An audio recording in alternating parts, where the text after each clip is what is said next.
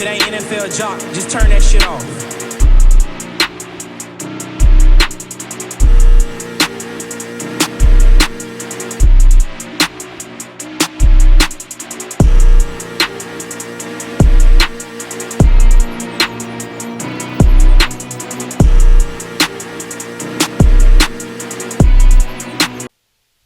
Yo, we back with another one, man. This is What We're All Thinking Podcast, Stories Behind the Craft.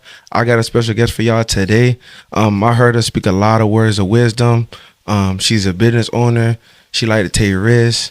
She had a great photo shoot yesterday. We're just going to keep giving her flowers.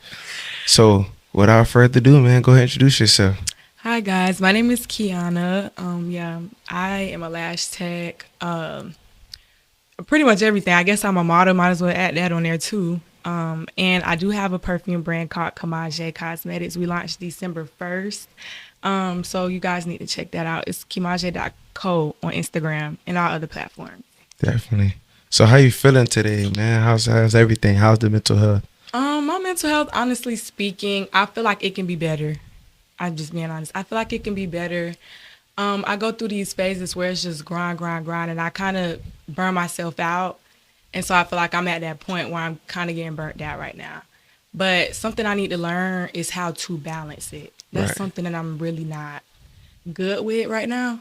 Mm-hmm. And I try to, be like,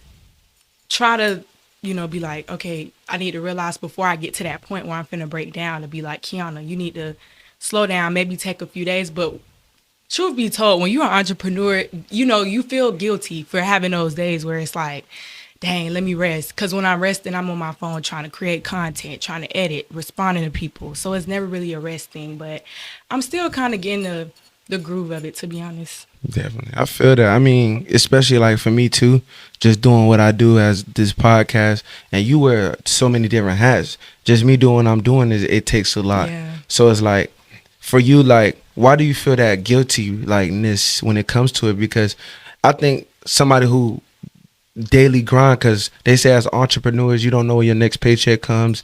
You don't know when the money coming in. You always constantly on the move to figure out what's your next move. Why do you think you have those guilty moments when I feel like, in my opinion, just on the outside looking in, you deserve those moments? I feel like because it's just not wanting to go back to where you started. Like, I think because when you get in the entrepreneurship field, like you said, you never know when that next check gonna hit. And so for me, it's like, I ain't even finna figure out. I'm finna keep it going. I'm finna keep working because God forbid something, don't come through, or, maybe I have a short month or whatever. And it's like, damn, I'm sitting here looking like, what do I do next?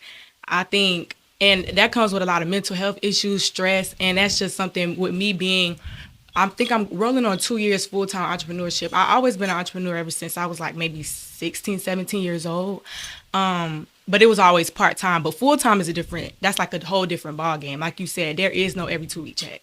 And so I think I feel guilty because it's like, at the end of the day, I'm only the one that got me. Like my family, I have them as a great support system. But when it comes down to bills, like it's just me. And there is no sitting down and, because then you could also get too carried away.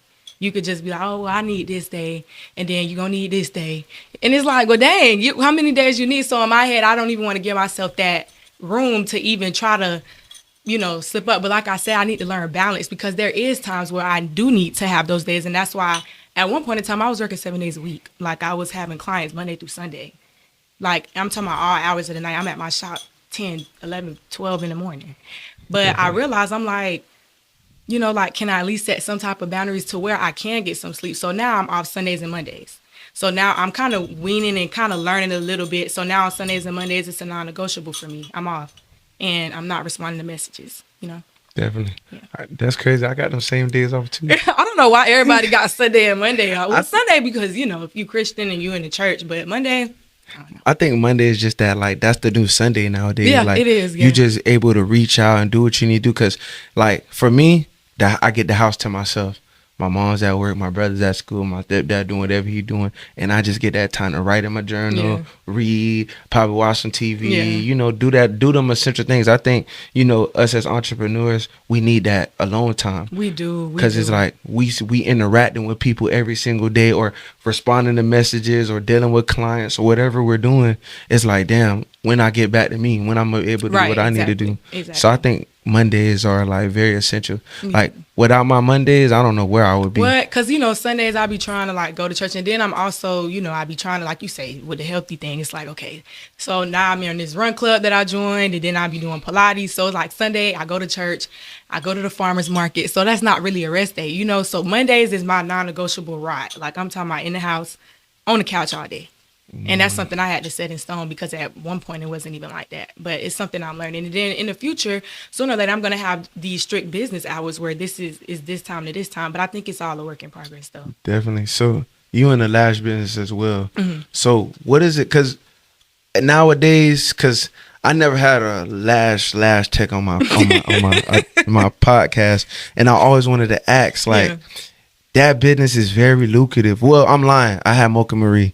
But that business is very lucrative, and like it's very, like, a lot of people do lashes. So how do you separate yourself from other lash techs? Not in, like, you know, not in a bad way, but just how you keep yourself like separated, and you give the best quality, the best service, the best everything for people to come want to do business with you, essentially.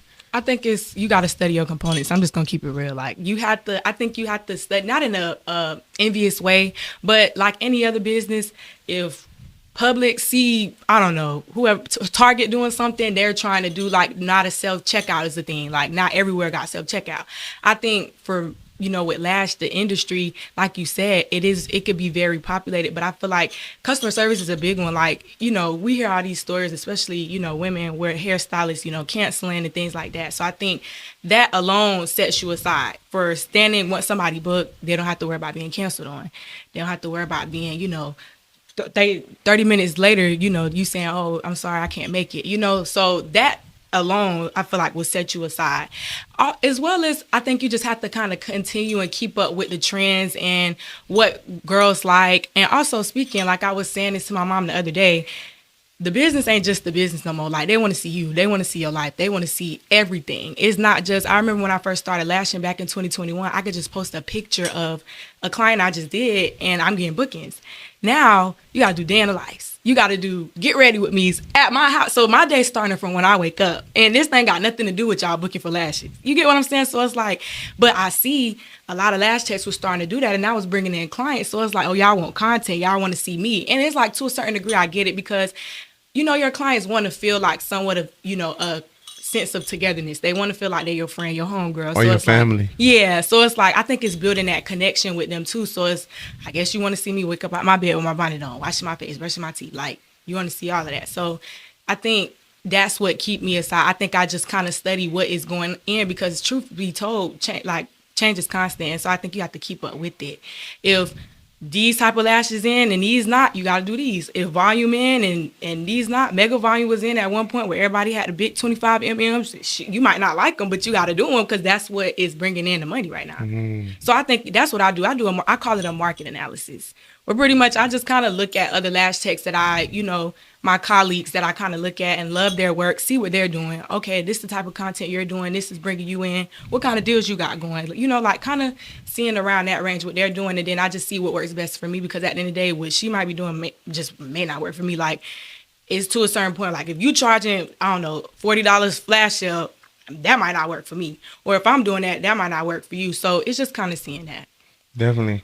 So the thing is with that, what made lashes such a big thing? Like, what created? Because growing up, I'm like, I don't want to be ignorant. I don't want to sound. Be real. I don't want. I'm always be real. It's just when I say stuff, it might not come out the proper way. So I like to give a disclaimer before I say it, because I had a little situation. I don't like to bring it up because it's gonna crucify me. He already shaking his head. I said, I'm not going to the store to get girls' lashes. I'm just not doing that. That's just not something I'm into. What do you mean by that? It's a long story. I don't want to get into it, bro. So are you not going to the store to buy her lashes? That's what you're saying? Do you feel like okay, let me ask you something. Yes. When it comes to a woman and her appearance, women has the nails, the hair, the lashes, the makeup, whatever the case may be. What is one thing you absolutely feel like if you looking at a woman and this is, you find her attractive, what is one thing that you feel like needs to be done? Now, mind you, all, black women, we have hair and, it'd be nice and stuff like that. So if you look at a woman and you just like, if you could pick one thing you want on your woman and she can't get nothing else, is it her nails done, her lashes done, or her hair?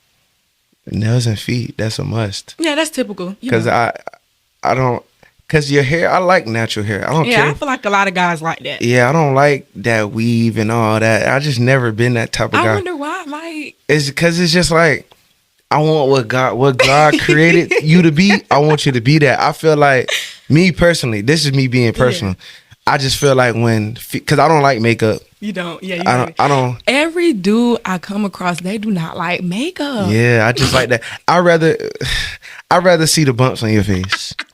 I don't care because I feel like that can be changed. Yeah. By like a skin routine, you changing how you eat, you drinking a lot more water. Those things can be changed. Like it's okay to have little enhancements, like the makeup you got on now. That is not too much, so I can go for that because that's like right. Because it ain't too far from how I look in real life. Yeah, you know what I'm saying. It's not. That's like what they call a natural beat. Yeah. You know what I'm saying. You know what I'm saying. That's cool. But like when they be trying to do the most and the colors and all that, I'm good on that. I can't do it. But I got caught up in a situation. Mm-hmm. I'll show you the clip off camera because I like to be transparent. Okay. But what made lash? Because when I was growing up, it was just the strip thingies. Yeah. They just put the glue on there and they just and they call it a day. But now I see people doing the little individual thing and it's just so much different styles, and I didn't know lashes was like a thing because I'm thinking lashes just like the little hair on your eyelids. So what made it like a big thing, or what made you want to like really do it for real? I think it's because with strip lashes, I think it's a natural thing because believe it or not, strip lashes do not look natural. I don't care what kind of strip lashes you get, they will never look natural because our natural lashes have a curl, especially if you are African American descent, they curl. Strip lashes tend to flare out like this. So I think why lash extensions became very popular over the years was because the more natural look it has. Like you don't have to get them as full as girls get them. You can get you a classic set and it look like you have mascara on and they're gonna last 2, 3, 4 weeks. So I think it's the convenience of them because with strip lashes you might wake up and both of them sleeping next to you. But it's like with extensions, they're on there for 2, 3, 4 weeks. So I think it's convenience. And I also think it is women who want more of a natural look because you can go from, like I said, classic all the way to mega volume. But with strips, is a small variation of what you can get. You can either get 18 mm or 25, and they all gonna be straight like this. And so I think that's probably why it is. And I feel like I took approach into the lash industry because when I was in high school, I wasn't a girly girl at all. A lot of people don't believe it. I couldn't stand nothing beauty. Only thing I used to get was my nails polished. But as I grew older, my senior year in high school, I started to get more feminine, girly, started to get into the nails, the hair. And one thing that I really realized was lashes really enhanced how I look. Like me personally, I felt like I could have a ponytail with my real hair, but if I had lashes on, I'm that girl. Like to me, it woke me up a little bit. I could have a regular, natural, messy bun with my real hair, but to me, you have a nice set of lashes on, and it was just like, yeah, girl, like you good. I can go out like that. Like with me, I could go out without lashes on. Now I do it all the time because now I think it's just a thing where it's just like whatever. But back then, it was like I can't go nowhere without my lashes. I don't care how my hair look.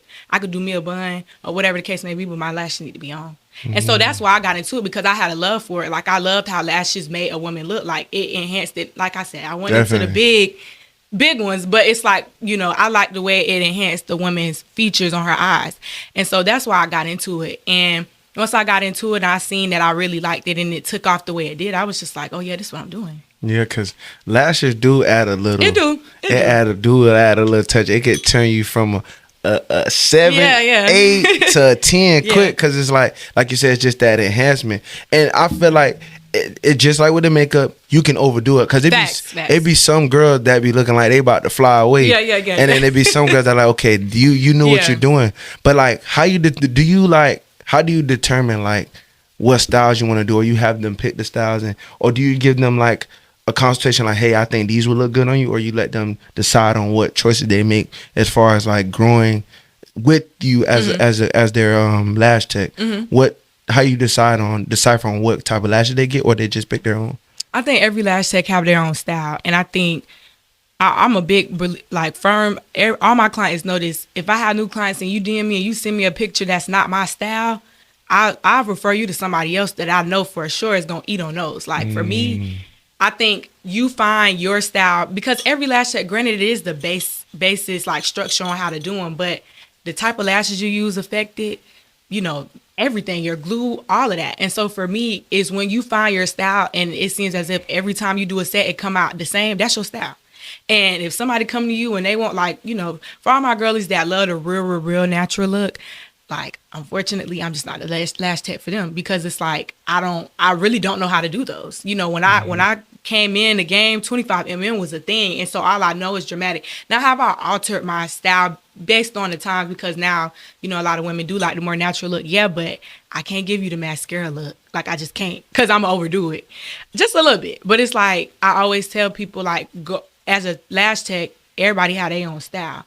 So what I do is I post pictures on my booking site of each style on the different sets. You can go from a hybrid set, which is like the most naturalist looking, which typically a lot of my clients love because it's not too much, and I love it too, all the way down to mega volume, which is when it, you know, be a lot. And based off those, it have pictures. So you see what you're getting when you come lay down. So it's like, if this is what you want, then if you book with me, that's because you seen that set you booked and you like, yeah, I like that. I like the way that looks. Granted, do people send me inspo sets and ask, can I kind of mimic it? And I'm all for a challenge. So of course, yeah, but if it falls within my style, but if something's completely off, I just can't. And I will tell them, hey, I feel like you need to go to such and such. This is a girl I know, she could really do that for you. Definitely. So, you know, coming into like business, a lot of people are not going to say the things you just said, as far as like, oh, I can't do that. Yeah. Or I can refer you to somebody else, because everybody just want to, you know, get the money. I want to, because everybody trying to survive, especially in the times we're in now, where inflation and stuff like that. So everybody just trying to get businesses off the ground just so they can do what they want to do. So what makes you confident in your work and the style, staying in your style, that you're able to like pass off clients to other people, knowing especially like now that people are not doing that?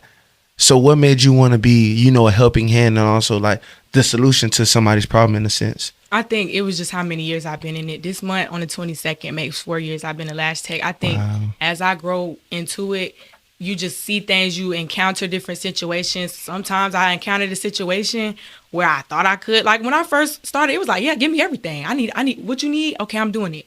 And you realize that's not your best work. So now you just lost a potential returning client because you try to be money hungry, trying to do something that you know not your style. So for me, I'd rather not tarnish my brand name. You know, like you ain't finna leave out of here saying, oh my gosh, she messed me up. Nah. If you come lay in my chair, it's because you see what I can do and you like it. If I can't do it, I'm not even finna mess you up just because I want the few 150. I'm just not. Like, I think, because in the end, it harms you even worse, because then people talk. You never know who she know. You never know who she posting. And now with TikTok and all that, people posting, bashing, hairstylist, lash tech. You won't do me like that. So I'm just like, because in the end, people gonna always remember, oh, that's that girl that she said, I ain't going to her. And then word gets around.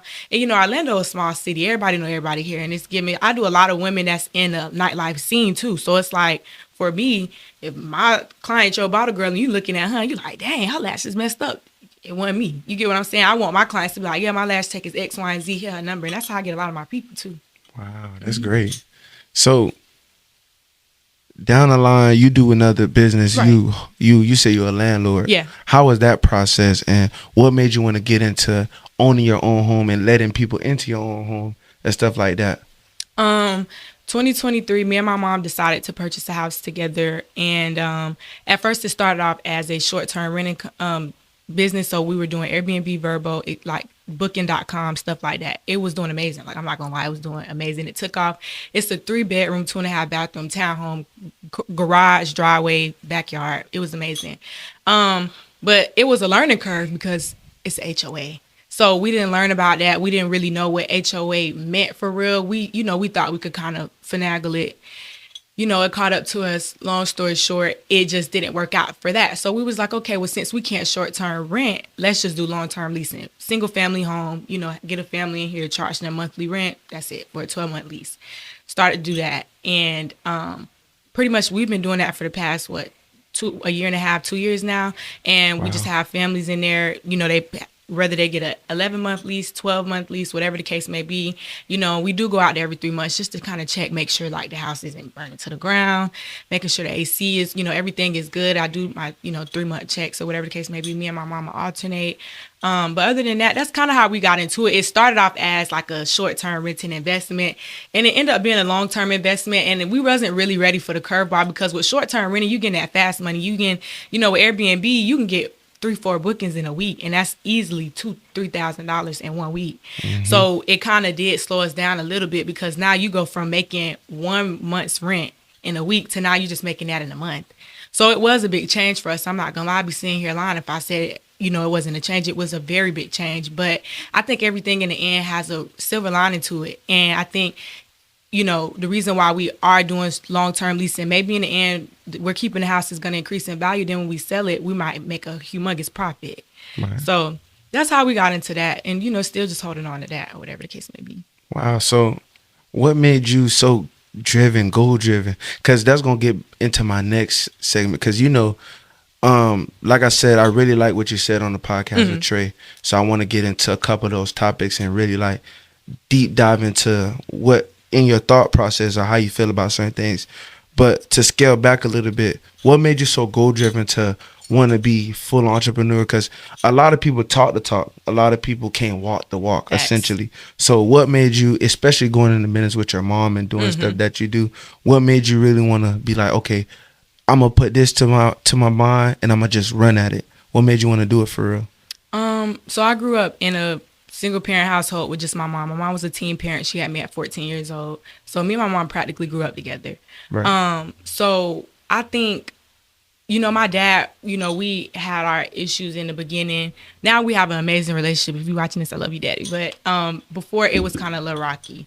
So and initially starting out, it was just me and my mom. That's all I knew was me and her. And so seeing a young parent, when I was in middle school, my mom was like 23 or something like that, so it was like she was young too, just figuring it out, seeing just the ambition and just the hustle she had. And it was just always, we just got to get it. I was raised up in a household with predominantly women. There was no male figure around.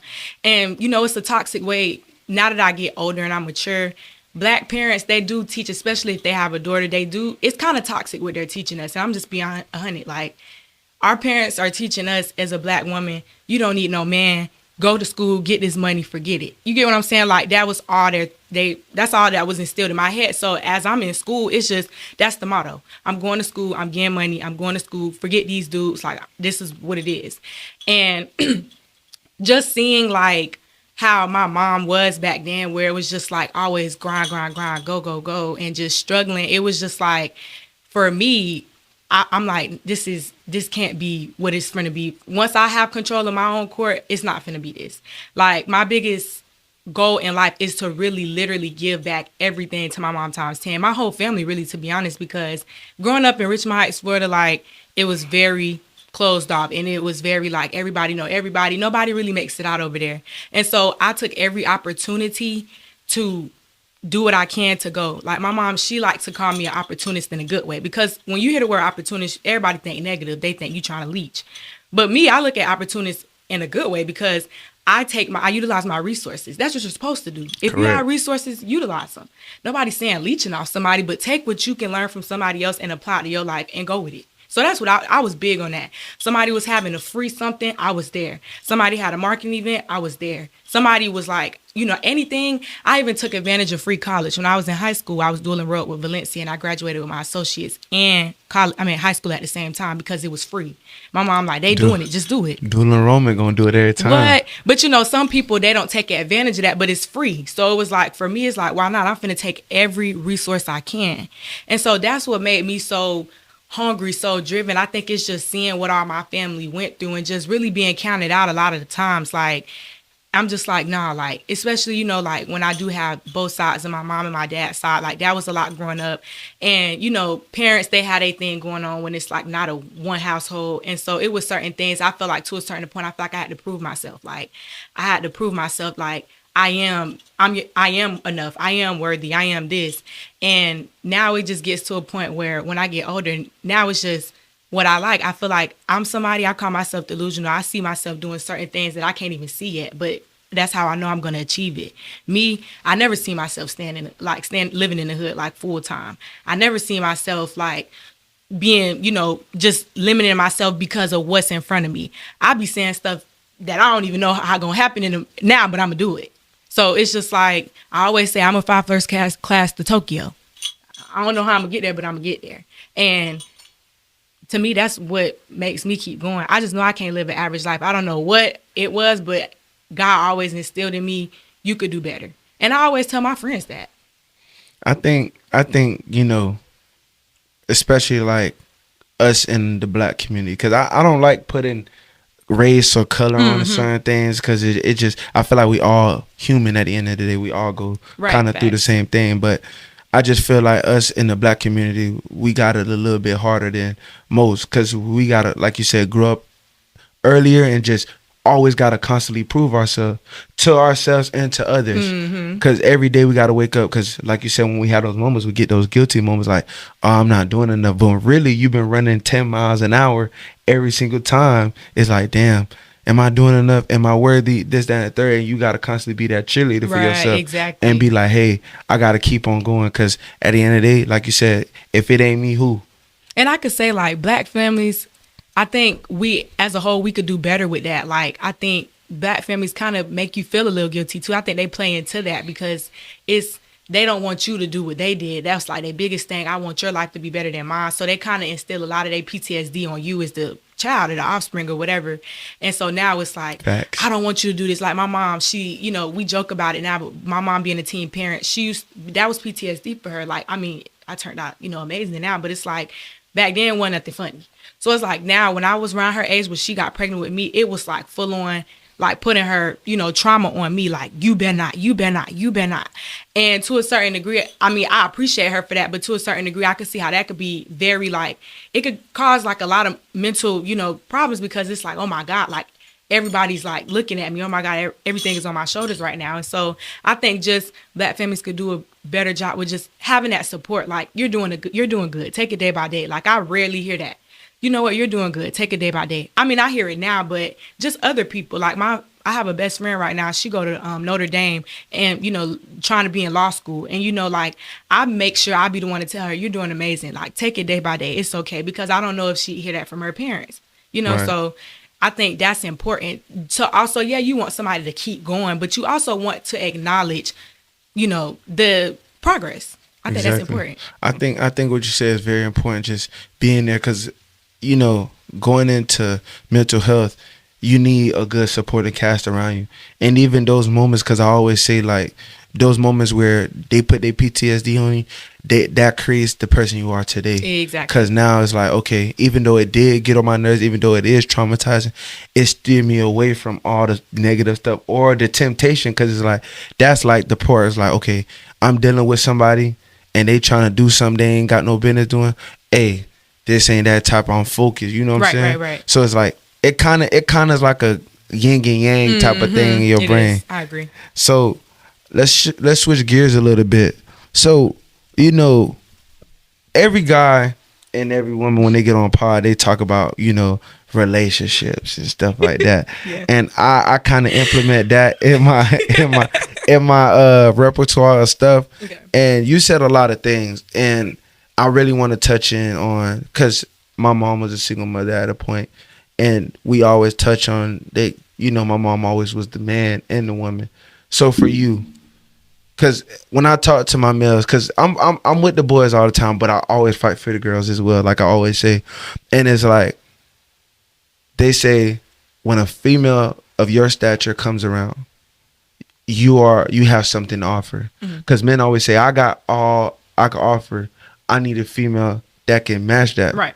So in your case, how does that feel now that you have all these accolades? And like, say for instance, you talk to them and you tell them, and they immediately go the other way, or they run or something like that. How does that make you feel, and what do you think about that, in like your opinion? I think at once upon a time, women didn't have the resources or even the ability to do a lot we're doing now. So I think men always had that power to be able to do a lot of things before women did. So when I get up and I go to work every day, and a man, you know, and I tell him what I got going on, and it's just like scary to him. In my head, I'm like, well, what are you doing? Like, honest, what are you doing? Because, I mean, I ain't around here saying I'm, you know, a millionaire, but it's like I'm making a way. So that's all I expect. I'm not one of the ones, I'm just somebody to keep it real. Like we were saying on a prior podcast, I'm not looking for no little baby 20K here. I'm not looking for that. I'm looking for somebody who can match me, and we can grow and then get to that point. I think a lot of women nowadays are looking for unrealistic things. Let's just be honest. You know, women won't, like she said, women want, you know, STK and Ruth Chris and Del Frisco's on the first date. In reality, can you even do that for yourself? You get what I'm saying? Like, they be expecting things that, if we're being realistic, especially around our age group, a lot of people aren't doing, and that's okay.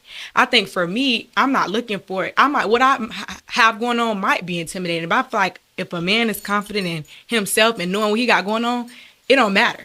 I could be around here, have 5 businesses. I'm talking about bringing in this, and you know what you're doing, and you know your path. It shouldn't scare you no type of way. That's how I feel about it. So when I tell a dude and he gets scared, it's because you know you ain't doing nothing, or don't even have a plan to do nothing. Because if you have a plan, you're going to say, well, this is what I got going on, and keep it transparent, and then leave that up for me to decide whether or not I want to continue with whatever you have going on. You know what I'm saying? Right. Yeah. And, you know, nowadays, especially like what you were saying, like, I think everybody's struggling in their own way, Facts. especially in this economy, what we got going on.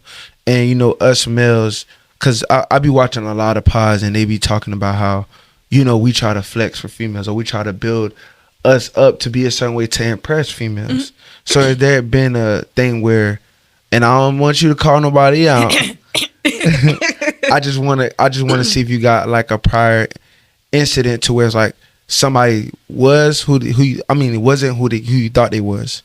Yeah. Well, if I say the specific thing, he'll know who I'm talking about. But, you know, I was in a situation where prior to getting closer in our relationship, it was, you know, introducing me to this certain thing, a certain vibe, and it's the dates. It's the, you know, just small things that I think any woman look for. Right. So then it comes down to us getting a little bit deeper, closer in our relationship to now we are around each other a lot. And I'm seeing that a lot of that was a facade. It was fake. And what's confusing me about that still to this day is back then when that situation was going on, I really ain't I was doing stuff, but it wasn't like nothing to have you like, dang, you know, like I was in school, I had a job, and I was doing lashes on the side. It wasn't nothing real, you know, like scary within that. So, but yeah, I have experienced that. And now I think to the point now that I've matured and got older and kind of just know what I want, I think now I kind of spot things. I actually, it's a turnoff when a dude do too much talking originally. Don't do too much talking. I want to see it. I want to see how you are. I want to see what you're about. And I'll make my own decision or, I guess, like perspective on you depending on like what I'm seeing. But I don't, all that coming, yeah, I got this, that, this. I don't want to hear it. Because I'm not going to do that to you.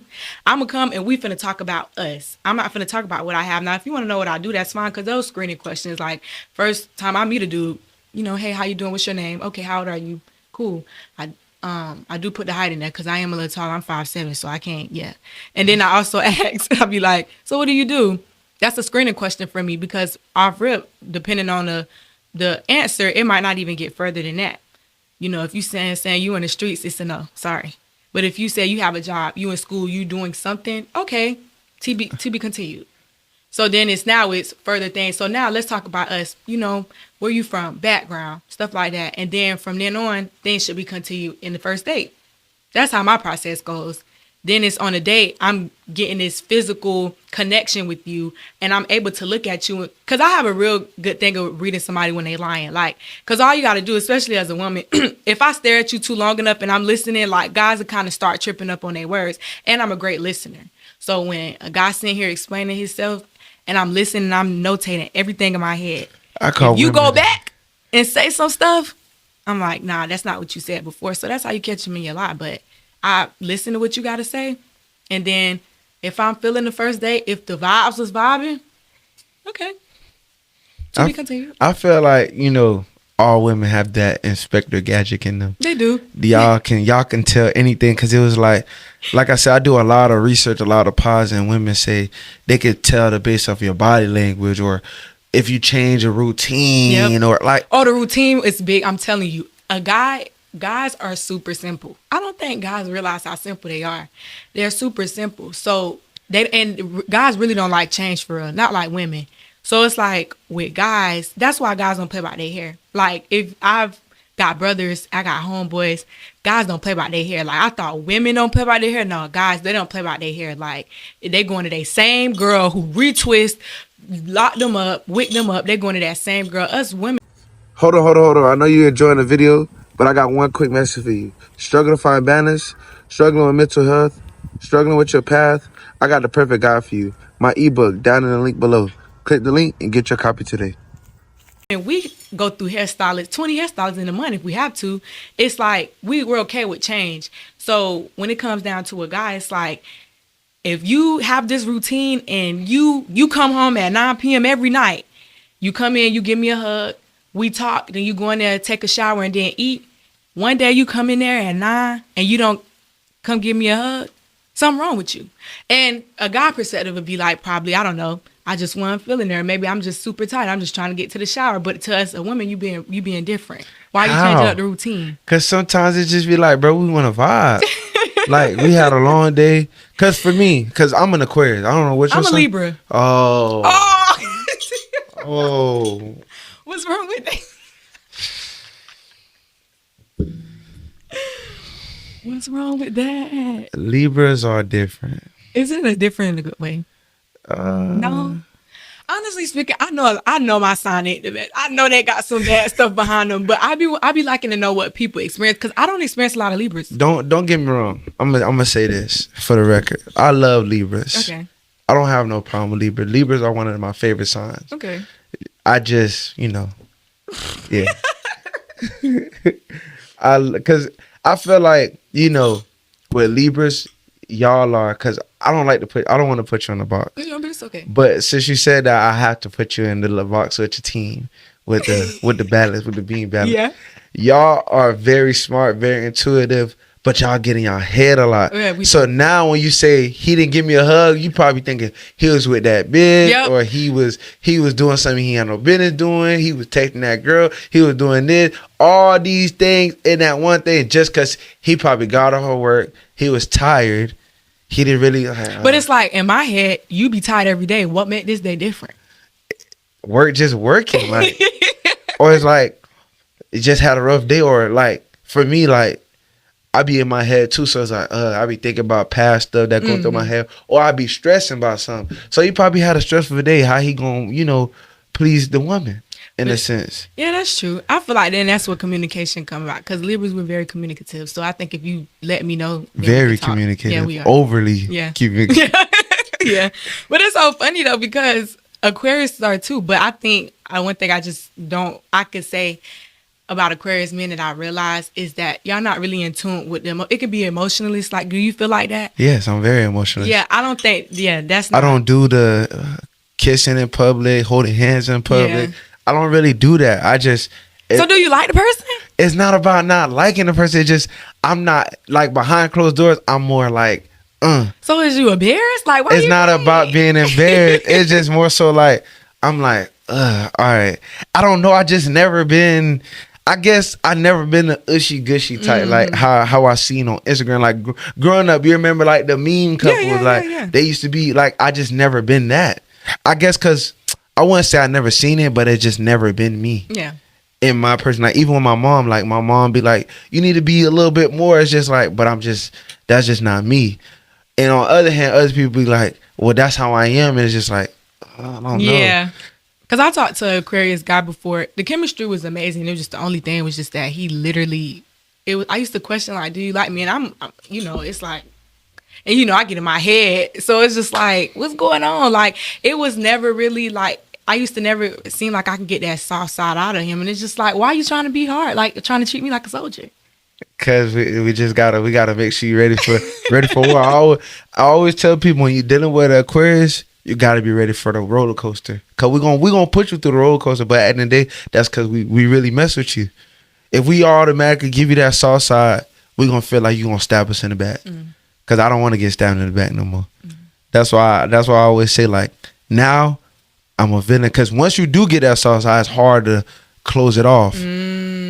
Cause we a little bit crazy a little bit. Yeah. So it's like, Yeah. do you really want that I guess soft you side? gotta kind of really weigh. Yeah, it's like weigh your options a little bit, because it's like, okay, is something I really want to deal with? Because then it comes to overprotective factor. It comes all, and then, like, I feel like we're so in touch with our masculine side. It's like They are. That's one thing I love about Aquarius men, like, super in touch with their masculine side. Like, I can always, when we end up like having a conversation, I can always kind of tell whether he an Aquarius or a Virgo, because they both kind of have that. You do? Yeah. Yeah, they kind of both have that kind of masculine, real masculine energy. To me, out of any sign, it's always an Aquarius or a Virgo. Whenever I'm like communicating with them, I'm like, oh yeah, you either one of them. Cause I could feel that, cause it'd be like, okay. So you saying, so what I'm getting from what you've been saying, sometimes you got good discernment on people. Facts. So, like, what is there a point where he's like, okay, I got to get away from this person? In a sense, like, okay, I don't want to be around this person no more, or I want to end that friendship or relationship. How do you go about that process? Because some people like struggle with that, because, you know, doing this platform, I want people to kind of connect and Right. kind of like fill in the blanks, because a lot of people are probably going to be watching this and want to know that, because you saying you could read that, you could feel that. So it's like, how you build that discernment the proper way, because some people don't have the best They judgment don't. and character. Yeah. So how do you base that, and how do you move forward? And also, to a double layer question, how do you stay disciplined, especially with all the stuff you got going on, trying to balance your life, because you're a Libra. Yeah. You- And that's important. Yeah, it's important in your life. So it's like, how you stay disciplined and balanced, but also how you like create that boundary for yourself, and not only that, like discernment, like stay away from bad stuff, or like get away from it if you already in it and you didn't know you was in it. For the discernment, for me, how I realize that, you know, a person, friendship, relationship may be off is because nothing in my, like, stuff in my life starts going like crazy. I'm a very peaceful person. Like, as a Libra, one thing about it, I'm so non-confrontational. I don't do the drama. I don't do none of that. And so even just me as a person, I thrive off being peaceful. I went through therapy. I done did the work mentally. So for me, my peace is something I don't play about. So when my life literally is like the sound of butterflies until it's not. And then when it's not, something's going on. And that's what kind of wake up my antennas, like, okay, well, I need to keep an eye up. So like when it comes down to friends, I'm not a mess. So if I'm friends with you and all of a sudden, you know, I'm all in this drama, people, you know, texting me, or people all in my views watching my story, and it's not for a good reason, you might be an issue. Or even with guys, same thing. If I'm with you, and it be small stuff. Like one time I was talking to a guy, and it's like my tire kept going flat. Like, never had tire issues. Never. I'm telling, it be small stuff like that. Never had tire issues ever. I'm talking about I'm riding till the wheels fall off. And it was like every other week my tire was going flat. And I was like, okay, it could be him. But I'm like, if it's not him, like, your energy, something about you, God trying to tell me I need to get away. Like, You like, told him that? yeah. Oh yeah. I have no problem. I think that's a good foundation to a good relationship. You got to be transparent. If I can't be transparent Damn, so with he's you, like, you the reason my tire going flat. I didn't really come at him like that. I was just like, I don't know what's going on. I was like, but since me and you been talking, my life been kind of like weird. Yeah. It's been kind of weird. I'm not gonna lie, because it's just like, what's going on? Never had a tire issue. Now all of a sudden tires going, you know, never had an issue. Now all of a sudden, like, Damn, you know, bro, you gonna have me overthinking in the car, bro. no, it be little stuff. Like, that's how strong my discernment can be. Like, it's like, I be thinking and stuff like that, because this whole time, never an issue. Is like all of a sudden, it's like, and it's an issue. Or even just small stuff like with my, like around my house, it's like everything be going good. Next thing you know, like, I don't know, like Wi-Fi stopped working. It's like, you know, my Wi-Fi never stopped working before. You know, and I start to kind of have my antennas raising up, like, it might be you because you over here too much. Or it's like, it might be you because you. So I just really be thinking about stuff like that. I use that for my discernment, as well as I'm somebody, I give people due grace. Like, so I'm not going to say the first time I realized, because I realized it off real, but I ain't going to say nothing because people make mistakes. You got to give people grace, and that's something I had to learn to do over the years. So I'm gonna let you have it. You know, cool. It was, you slipped up. It's fine. But I'm somebody, I have a mental notepad. Everybody got a name in my head, and you getting tallies. 3 strikes and you're out. 3 strikes you out. Yeah. Hey, I love that. That's something me you got covered. Yeah. I call myself an MLB player, baseball. Yeah. You got 3 strikes, you out with me. Once you get them 3 strikes, you gone. Facts. But that's something that's I feel like that's a red flag and talk to check about Libras, because it's like that mental notepad. Oh, it yeah. literally never goes away. Nah, no notepad, and like it's still here. It never goes nowhere because I'm sitting here and it's like I'm analyzing everything, and it's like, okay, cool. Like if you do something and you know, first time, you know what, free trial period, whatever.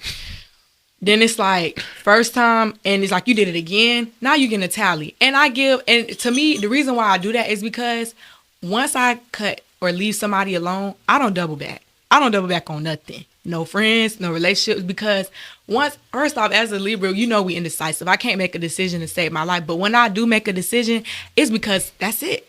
That's what I'm doing. So for me, it's like, if I give you 3 tallies, that means because you didn't did a lot. And I'm very graceful. I don't like to say nothing because I don't like to argue with people. So it's like I gave you more than enough opportunity and more than enough rope to hang yourself, and you just steady dangling. So, okay, I'm going to help you out. I'm finna exit. You have a nice day. And this is just finna be done. And it's okay. No beef. No shade to you. No nothing. It's just we can't continue this. And I have that's one of my positive things. I tell people, you know, hey, I don't think this is working out. Sometimes I might give my explanation if I feel like it's needed, or sometimes I just say, hey, I don't feel like our friendship is thriving. I don't feel like our friendship is working out. I don't feel like our relationship is thriving. If I'm talking to a new dude and I just don't really see it going nowhere, I'll text him random 4:00 in the morning on a Wednesday because I've been thinking about it. You know what? Hey, good morning. I just don't feel like this is working out. I think you have a lot going on. You don't have enough time for me. And I appreciate that. Maybe that works for somebody else, but not me. You have a blessed day. And that's just that. I feel that though. I feel that. And you know, my best friend's a Libra. She's like one of the biggest pillars on this podcast. She's a part of the Girl Talk, and she has like similar kind of standards in a way. And she's very like, and sometimes it's so annoying because I be wanting to. Yeah. But you know, you gotta love it. You know, you gotta love it, bro. Because I be like. Because, like I said, like especially in your case, you got so much going on. You got your family, you got your businesses, you got just you being personal. Because, like you said, I feel like this probably a bold statement, but I feel like being a Libra is like one of the hardest things to do. Because, all right, should I wear this shirt? Yeah. Or should I wear this shirt? Or do I want my hair like this? Or do I want it my hair like that? Dang, I don't know. Or should I want my nail color like this? Or should I get my nail color same as my feet? So it's like all that. Then you got to deal with somebody in a relationship. And it's like they piss you off that bad. All that stuff still in your head. Now you got that mental, I got to let this go. Cause yeah, and like that scale thing, true. I always say when somebody tilt my scale too far on one side, that's a wrap because that means it's not working out. It need to be balanced, level. I'm equal on all playing fields. So if it's going like this, because then I start to lose my mind. Like seriously, it's not even a joke. Once my scale get tipped too far either way, I start to lose my mind. And that's when things got to start exiting left, whether it's people, places, things, somebody. It got to go. That's why I say my life is super peaceful because I'm equal. It's like things are like this until they're not. And when they're not, now my antennas is up like a roach and it's like, what's going on? You know? Why I got to be like a roach? Why can't be something else? Okay, well, what else got antennas? A lot of different stuff. I can't think of it right now. Yeah, like roach was the first thing that came up because it was like antennas. I don't know. But and then to answer your question about staying disciplined, like for me, what keeps me disciplined is I'm somebody that can't settle. Like I look at, and it was something we talked about on the other podcast. I look at like social media could be looked at different ways. Me, when I get on social media and I'm scrolling and I see somebody that has something that I probably wanted or was looking at, I'm like, oh, like, I don't look at it as like, dang, man, she got what I want. It's like, oh, congrats to her. Like, I need to get to work. Same. Like, that's me. Same. I look at it as a motivation thing.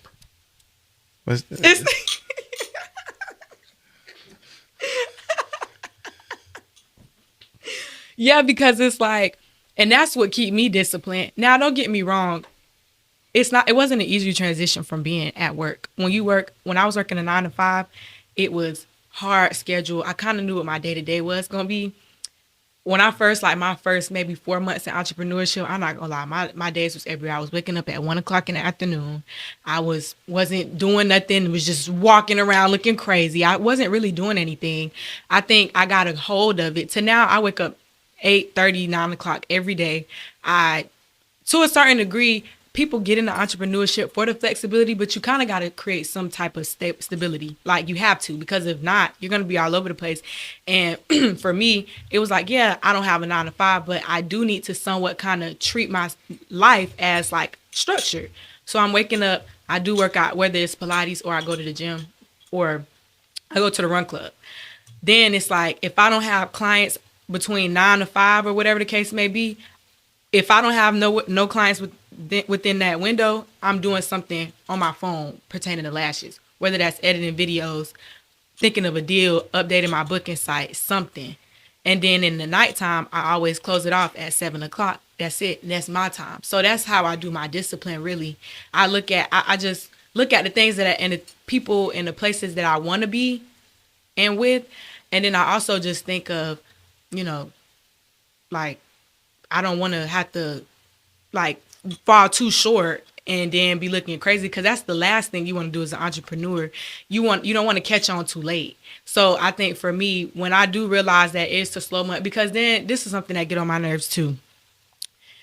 I don't like the whole persona that a lot of people put nowadays with entrepreneurs, where it's like everything's all dandy, like everything's cool. It's look not beautiful. Yeah, and I have friends that always tell me, "Oh, I want to be an entrepreneur," because they think it's shopping every day and it's doing this and all that. And I'm telling you, it ain't that. Mm-hmm. And I'll be the first entrepreneur. I love keeping it real. I'll be the first entrepreneur to tell you it's not that. Some days you be looking crazy. Some days you might get 2 cents deposited in your account. Some days you might get 1,000, and none of it look the same. Some entrepreneurs be sitting here probably watching this right now, don't even know how they gonna pay their rent coming up on the first. But it's cool, because that's where the hustle come in at. You gonna figure it out. But it ain't all what people make it seem. You get what I'm saying? So I don't like that false narrative on it. We have some stuff don't be funny. I wake up some days not cracking a smile because it ain't funny right now. Like, just being honest. So it's like that it comes with it. And I think that make you stronger though. That's why I think that's why I have the discipline I have, especially being, sometimes you get humbled as an entrepreneur. You think you that, and you have these amazing months. Like for me, my amazing months, they be back to back. I'm talking about 5-6 months straight. Then you get into like the summer seasons, like now, where it's like, okay, everybody kind of traveling, doing what they doing. They not really worried about that. This braid season, people in the pool, they not really worried about lashes, makeup, all this other stuff. Okay, cool. It starts slowing down, but some people, you get humbled within that, because it's like, yeah, I'm doing good. Forget all of this. You spend and blow all that money, and then it's like summertime coming. It's like crickets. Like, oh my God, I don't really know what I'm gonna do. It goes back to, I always tell people, like, you got to be prepared for the pullback. Like, everything going good, stuff like that. That's why I be telling, like, some of these artists, like, you could be having good. Facts. You can have the best months of your life, but when stuff start hitting, you got to be ready for that. Because I met a lot of people, and we see stuff on these social media platforms, like, damn, what happened to this person? They was doing so good, and then they turn around, their life shit. Because you have to keep it going. I feel like I always say, when you get that momentum, it's good to keep it going and exceed it, and also be smart, especially when it comes to money wise. Yeah, you probably having these real great months, but there is going to be a month where it's not going to be so great. So also prepare for that. I think being an entrepreneur has made me super disciplined with my money. Like, a lot of people think it's the opposite way around, but when I had a 9 to 5, I was balling out, because I knew I had that check coming, so it was giving, yeah, let's get it, because I know the same check finna be deposited a week from now. Mm-hmm. But now I don't know that. So I am a little bit more frugal, and I think that's something that as an entrepreneur, you kind of do got to be like a little bit more smarter. Like, definitely. I don't spend like back then, I was in the mall every day. I was spending thousands of dollars on bags, all this stuff. And then it's like, now I'm at this phase in my life where it's just like, I'm cool. I'm getting my money. I like to just see it versus going to go buy it on something. Like, if I could see it in my account, I'm satisfied. I don't care to go buy a certain bag anymore. I don't care. And I'm very much a experienced person anyway, so half my money go to traveling, Hey. So. Hey, I like that. Yeah. I'm a big travel guy What? now. Me too. I like to really advocate for that because a lot of people don't say it. But I'm gonna tell your business a little bit. I seen that bag you posted. It was pretty nice. Yeah, that was one. It was in my 9 to 5 spending days era. Oh, Yeah, this ain't recent. Nah, all this stuff I got, like to watch everything, this was been prior. When I was stacking, I was an HR representative for this company, this security company here in Orlando. And I got that job by default. It was a God how I got that job. I wasn't even qualified technically to get that position, but I was finishing UCF because I did graduate from UCF. So Okay. yeah, I got my bachelor's. I graduated last year in August. So I didn't fully graduate before I got that job. So I got that job and they was paying me salary and I'm young. And then on top of that, I got my lash business on the side that's banging, doing what it's doing. And then I was doing Airbnb at the time. And then on top of that, I'm coaching Airbnb. So not only am I getting them back in front of Airbnb, but I'm coaching. So that's two separate strands from one income. And I'm living it. Like I'm talking about every day is a good day. Who like lunch on me, everybody. And so that's why I was going through my phase where it was just like, yeah, let's get it all. Let's do it all. I bought everything. I had bought my car that I got out there. I bought everything. And I was young and I didn't understand at the time. But like I said, then when stuff got real, you got more mature. You start seeing life in the bigger picture, in a bigger frame. It's like, okay, I done did all of that. Now it's more about experiences because I can't take none of that with me. definitely. So tell us a little bit about perfume, because my mom is a big supporter of this podcast. I was like, yeah, because she loves smell good. Me too. So she was like, she gonna bring you some samples, and I'm like, no. You should have told me I would have brung some, but I'm like, it's a guy, so I didn't really know. So she was like, she lame, she ain't bring like that. I said, well, I'm sorry, mama. You should have told him to tell me. So I was like, I'm gonna ask her about the business and stuff like that. So what made you get into having your own, perfume? Because like again, I feel like from this whole conversation, I feel like you see the odds, but you feel like out of everything, you gonna prevail no matter what. Yeah. You put yourself into, because Airbnb is a big thing. Perfume is a wide range of things. Even the superstars out there are creating their own colognes, their own perfumes. So what made you want to get in that business? Because that's something different. When I heard that instantly drew me to you a little bit more. It was because I'm a girl that I think you could smell somebody before you could see them. So Ooh, I like that. yeah, so that's my biggest thing. Like when I'm out, I smell a man before I see him, and that's like, oh my God, like, and it's neck turning. Same thing with a woman. When a woman walk by, you cannot even see her face, but she smelled good.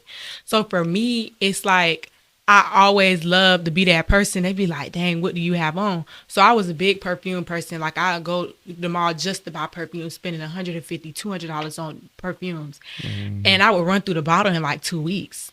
So one day I had came up with an idea. I was like, I want to just play around and make my own scent, because it was a scent that I wanted to smell, but I couldn't smell it. I would go to malls. Nobody had it, but I know how I wanted it to smell. I wanted it to mimic a baby powder, real soft, sweet scent.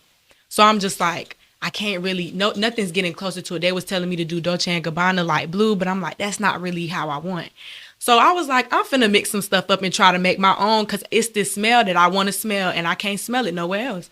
So that's what I did. I ordered a whole bunch of stuff. It was like it was like experiment room in my house. It was like I had all of this stuff, and I literally mixed it all together until I came up with what I felt like that's the smell I want to smell. So I created it and I was just wearing it. And I did get a few compliments. They're like, my God, you smell so clean. They were saying I smelled real clean and like very like I just got out the shower, and I love that. So I was just like, So I talked to my mom about it, and one thing about it, I look at anything as an opportunity. So I'm like, oh, people liking this scent. Let me try to see if I can monetize this. I'm big on monetizing anything you can. So for me, it's like, all right, let me see where I could go with this. I don't really hear nobody got a perfume brand. I'm finna turn this up a notch. So that's what I did. So I launched my perfume brand, and I launched with 2 scents, Serene and Dolce Bebe. Serene is like a vanilla scent. So those for the women that love that vanilla, real soft. It smells really good. It's actually the top seller. Like it never stays in stock. It's sold out right now. And then I had Dolce Bebe, which is more for the women who do like a more just subtle, clean smelling scent. And then Allure is our newest one. And that one is a very mature scent. Like if you put that on, it's giving grown woman. And I started with those. And I'm not going to lie, I'm going to be real transparent. Starting out, my first launch date, December 1st, they were buying. But after that, once the hype died down, it was like, because product businesses and service based businesses are two different types. Right. So with a product, especially a product that they can't smell, when it comes down to shipping and trying to promote for other cities, states, it was a little harder because it's giving. When you buy perfume, you want to smell it before you spend your money, you know? So it was really tough. facts. It was tough to try to like convince people this smells good without being able to smell it. So what I started to do is I reached out to a lot of influencers. I reached out to a lot, and it was one influencer that I watch on YouTube. Her name is Madison Denise. She responded and was like, yeah, send them. It was her and another YouTuber that had like over 300,000 subscribers. Her name was Jada Jonay. They both responded. I sent it to them, and they put it in their YouTube videos. Got over like 50,000 views. And That's lit. and those two alone, they brought me a lot of people. And then I'm like, okay, well, let me find some local people who got face. So I started sending the local people who got face, or people I see on TikTok that's local. And that's how I could do it. And then also, I'm also in a community too. So I go to a lot of marketing events. Like, a lot of people reach out to my DMs. Hey, we'd love for you to be a vendor in this event. And I join, and, you know, we be there so people can kind of like start to really see this brand, because people can't help but to realize it when they keep seeing it. And that's so true. So if I keep seeing it, it's like, you know what? Dang, let me see what this is about. And that's how I want people to be about my perfume. Like, matter of fact, let me smell Kamaje, because I really feel like, you know, I keep seeing her everywhere. And like, something I wanted to say on here too is, a lot of people always ask me where I got the name Kamaje from, because it's so weird and you never heard of it. Kamaje is my name. My name is Kiana Malia Jewel, so it's the first two letters of each of my name. That's how I end up getting it. Yeah, because a lot of people was like, "What did I come up with?" It's my name, Kiana Ke, Malia Ma, Jewel Je. So. Wow. Yeah. So, what do you want to say to like young women out there, like young entrepreneur women that wanna, you know, do it? Because a lot of people. I like I said, I push for the women to like keep growing and keep understanding, because there's a lot of, you know, like I said, what we said about social media, there's a lot of examples of what it could be like. But what I want you to kind of like explain what they can do to get there. Not only that, like give them some like motivation, some gems and stuff like that. You do it scared, like, because I'm somebody, I want to try everything, because you just never know what's going to be that thing that how you go from here to here. Like, for example, digital products was one thing at one point that had everybody like, oh my God, getting all this money.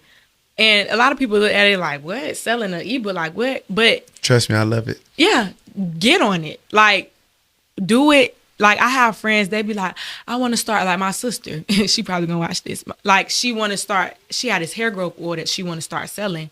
And I don't see what the holdup is. I'm like, girl, put some labels on them, see how they selling. And then from then on, you could see what you need to change. But I'm big on like, let's get it out there, because you just never know. And I think the more you just sit and procrastinate, you just never gonna know how it's gonna turn out. So with this whole perfume thing, I didn't know how it was gonna turn out, but I'm like, I'm gonna do it anyways, because what if this makes me a millionaire? You get what I'm saying? What if this is something that takes me super far? I don't know until I do it. So I'm big on trying everything, hence why I've been an Airbnb host and all the other things, coaches, all this, because I like to be able to say, yeah, I tried this and I know that this works this way or X, Y, and Z. So that's the advice I give. And stop worrying about what other people think. That's another thing. If you want to do something, I think you just have to block out all the excess noise, because deep down, a lot of people on Instagram, they're just watching to see who doing what. And who cares? I think if you want to do something, do it. And don't worry about what other people think. I have a friend, he, want to start doing Airbnb courses. And he was just like, I'm scared to post it on my page. I don't really know what people going to think. And I was like, who cares? You getting the money, right? So you post it on there and people see it and they buy your ticket to go to your class. Who cares what anybody say, whether it's corny or not? Same with the content. Content is paying. Like, I got my big break off TikTok or whatever the case may be, and I started making money off TikTok, and I didn't care how cringy the video was. I was recording everything.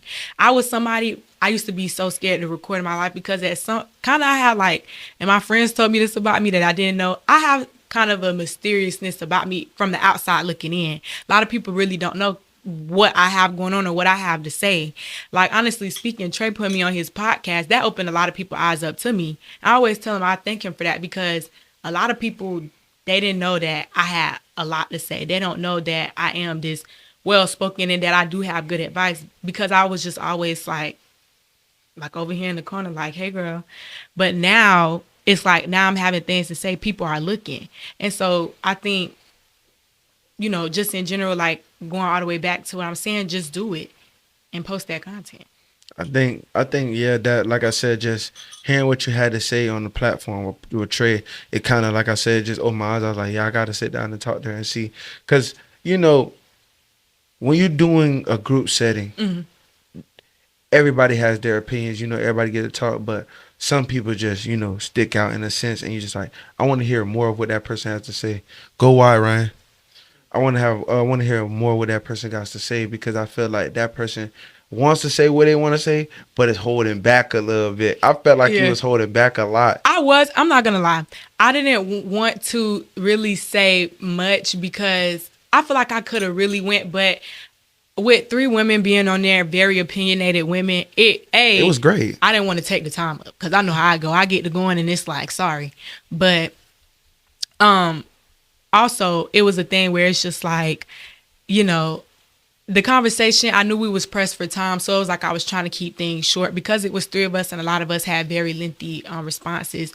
I was really trying to just keep it cute and simple, but I always said, like, just me alone, if we just sit and he asked me those same questions, I'm going to have a lot, but I was trying to just be like, okay, let me keep it dummied. And then, but one thing I do like about all 3 of us on there was the fact that if she said something and I didn't agree, that's fine. I respect it, but I'm still finna say, because even about the whole social media thing, like, we all kind of had a different answer about what do we feel like social media is. Like, I think Ruthie had said that she feel like it's fake. Me personally, I feel like there are some people that's being real on social media. Do I feel like you can alter it? Yeah, but I feel like I look at social media as a building block. Yeah, I look at it as a building block. I look at it as a helping thing. I look at it positive. I think it's how you look at it. That was my answer. Some people think it's strictly fake. That's fine. And I forgot what Nikayla had said, but like, we all had 3 different answers, and we probably could have went in more into detail, but it's just given that would have took up the whole time. So yeah, that's why. But definitely will. I appreciate you so much for coming. This was a great pod, like I knew it would be. I want to get your links for your perfume and all that stuff. I'm going to put it in the description below. One thing I will say, keep doing what you're doing. Keep pushing.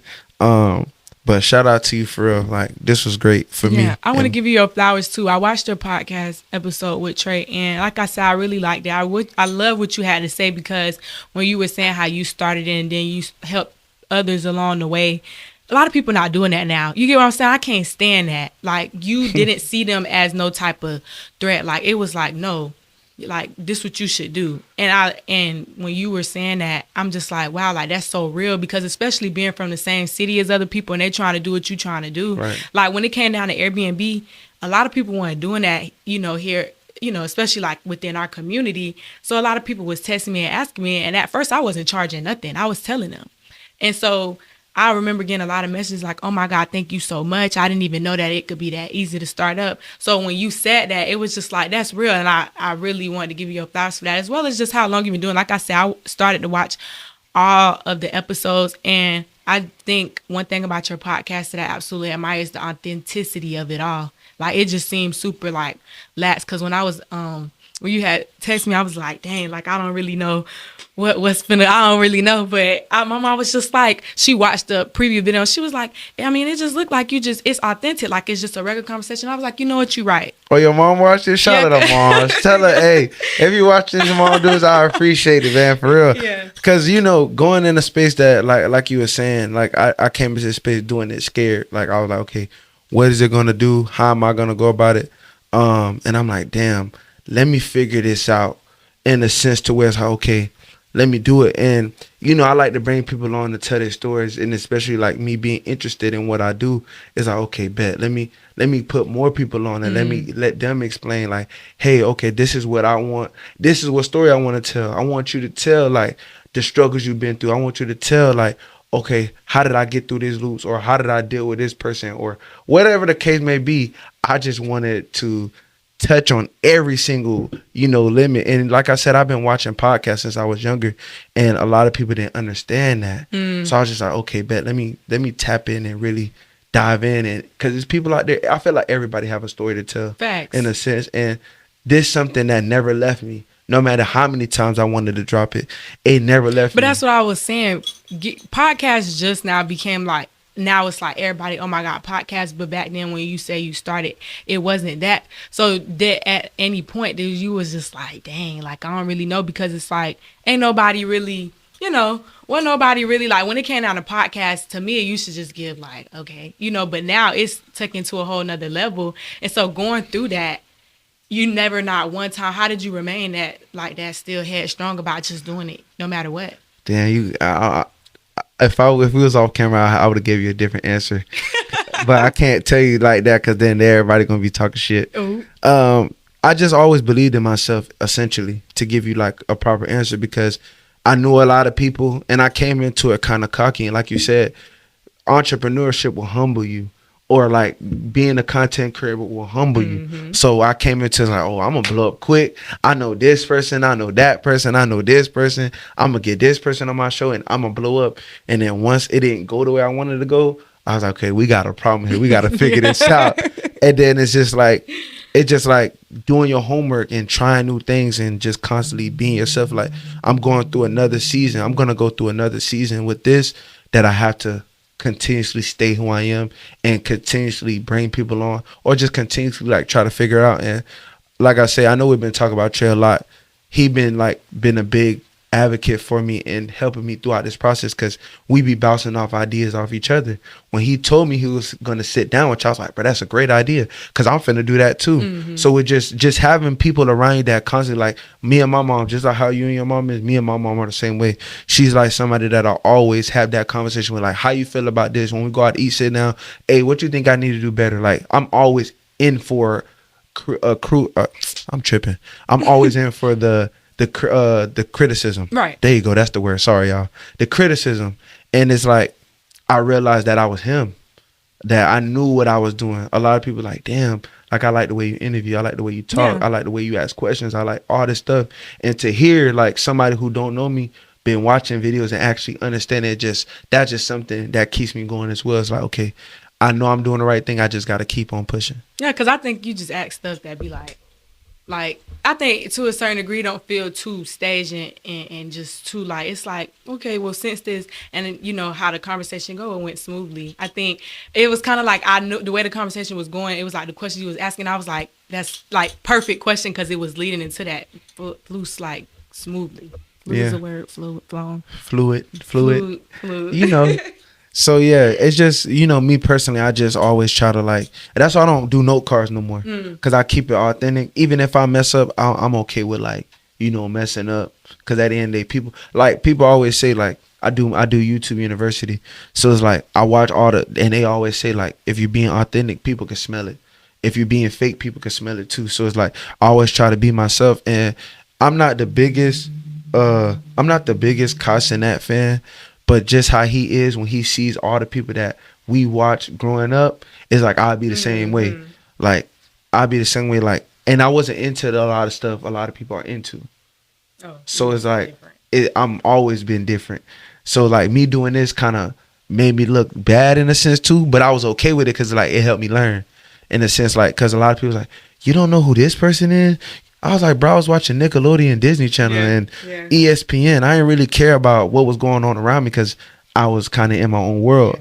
So it's like, now it's like, I'm in tune with people, and like you said, networking and business. So yeah, that's me. So anything else you want to leave with the people before we get out of here?